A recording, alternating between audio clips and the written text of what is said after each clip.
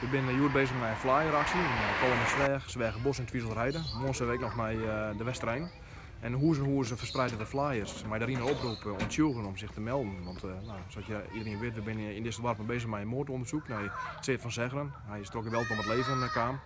En wij denken dat in deze dorpen nog informatie zit en dat meesten nog net met ons praten. En hopelijk toch deze flyeractie helpt het meest goede strepen om alsnog contact met de politie op te nemen.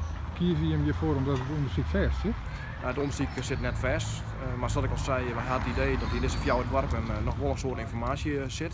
Dat nog net met ons deelt is. En wij hopen tot dit persoonlijke contact hebben. Wij gaan naar de meesten toe, wij delen flyers uit. En er staan nog een aantal orenacties en wij hopen dat dat resulteert dat mensen toch nog contact met ons opnemen. En dat kan ook anoniem, maar in ieder geval dat ze hun informatie terughouden. Dat je hem voor deze manier kiezen, komt dat omdat deze dorpen op generaal, die hebben net met de politie praat? Als je praten wil met de politie, dat is op zich net een probleem, maar het is wel zo dat wij ineens een stap zetten moeten, dat we naar hun toe moeten. Nou, dat doen we op deze manier. Wij gaan bij een soort mensen deel, met een soort mensen hebben we contact. En hopelijk resulteert dat erin dat mensen contact met ons opnemen. Wat is de situatie op dit stadium van het onderzoek? Nou, er werken nog steeds 20 rechercheurs om deze zaak. Er wordt nog zien naar een aantal scenario's. Een van de scenario's is dat het Seert van Zeggeren al net bewust onrieden is. Maar het is ook goed mogelijk dat er een veroorzaakt is en dat wordt heel goed onderzocht.